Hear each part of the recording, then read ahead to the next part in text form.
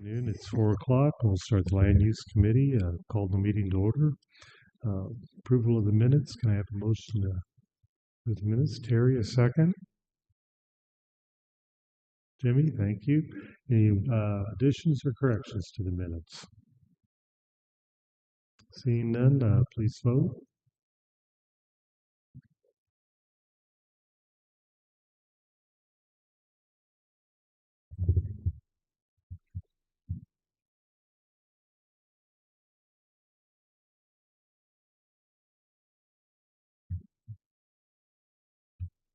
Looks like motion carried unanimously.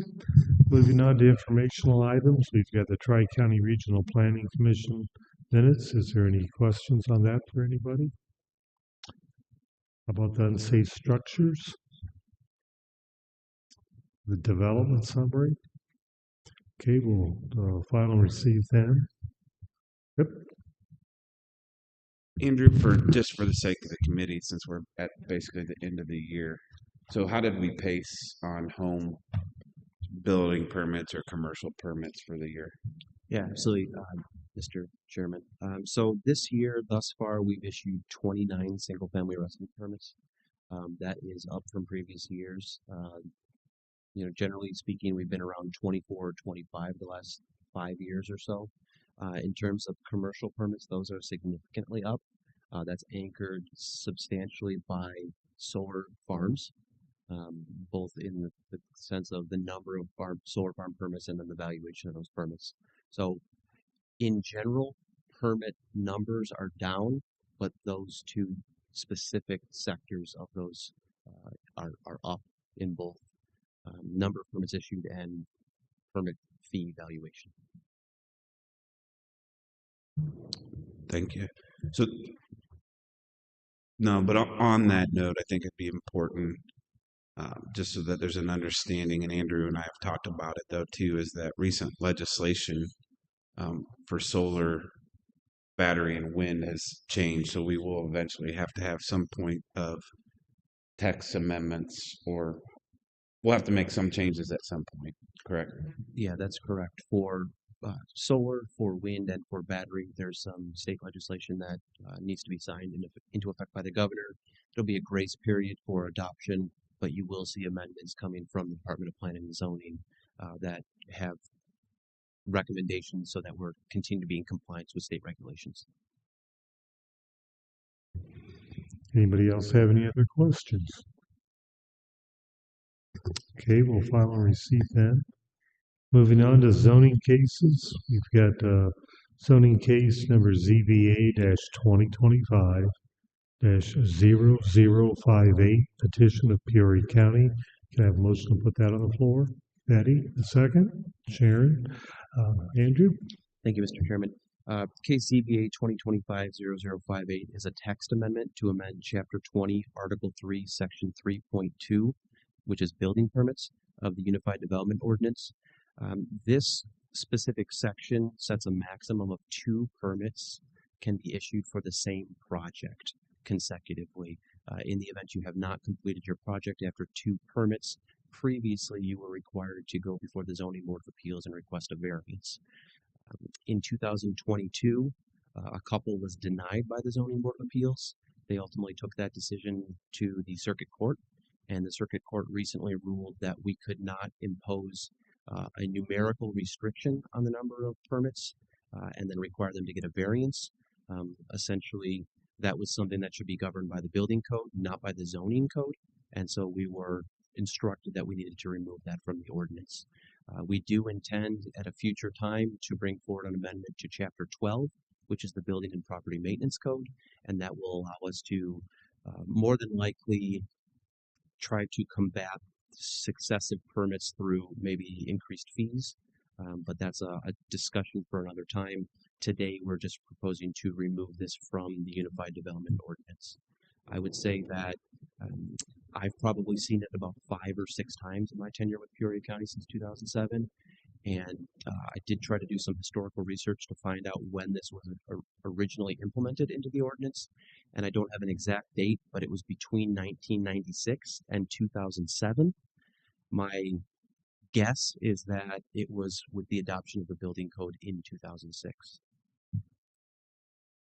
Andrew, when they ask for another extension or because they didn't get it done in time, do we charge more money for that extension or we just give them another extension?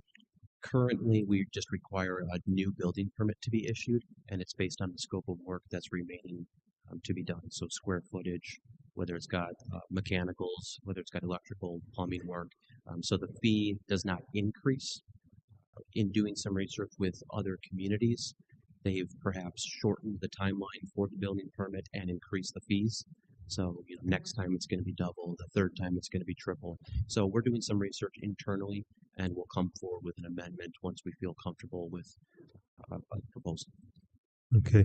Usually is the extension for a person building the house themselves instead of having it built. Most of them that they ask for the extension, is it because they're building the house themselves instead of having a contractor do that? The majority, the ones that come to recollection are going to be homeowners acting as their own general contractors. Okay. Any questions for Andrew on this? Terry? Andrew, what's the lifespan of the initial permit and then the extended permit when they come back to get a new one? Yeah, so with a single family new construction permit, you get 2 years from the date of issuance. We then can give you a 90-day extension. So essentially you're looking at 27 months. After that, you come back, you buy a second permit. Potentially you're looking at another 27 months. So in reality, by the time you get to that third permit, you're at 4.5 years to build a house. A lot of stuff can change over 4.5 years. And so that's why we were comfortable with the language that we had. However, the courts ruled that we couldn't have it in this particular ordinance. And so, we will perhaps look at time frame as well as the permit fee when we move forward with the new permit amendment. Thank you.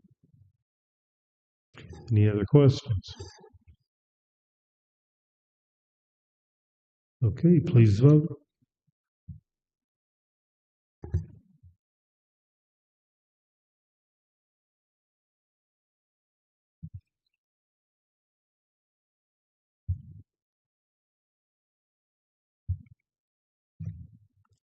Motion carried unanimously.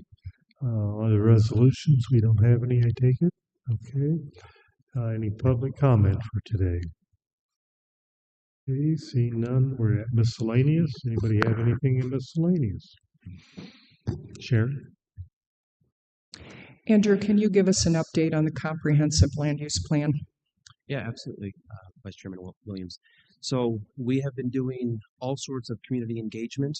Most recently, we were at the Peoria County GIS Day and had some interactive maps, and we're asking folks to fill those out. On Saturday, we will be in Limestone Township in Bartonville at the tree lighting ceremony, or the Christmas in the Park. I don't know the exact name of it, but we'll have a booth set up there trying to engage the public. And then we've got a number of what we're calling future talks, where we'll have perhaps a county staff member or Tri-County Regional Planning Commission staff member engage with a group of, it might be a civic group, it might be a special interest group, and try to walk through the map activities. We're happy to continue to reach different groups, go out to your group, send you materials so that your group can participate. We're looking for whatever activity we can get. We've been very fortunate to have the support of the Peoria County Farm Bureau. They distributed some survey information at their recent board meeting, and they will also be distributing at the fruit and nut pickup that's coming up in a couple of weeks. I think they're going to reach about 600 vehicles at that time. So our public engagement is planned currently through the end of the year, and we're happy to have any input we can receive. Peoria County 200 PLUS.com. Thank you. Anybody have anything else? Okay, meeting adjourned. Thank you, everyone.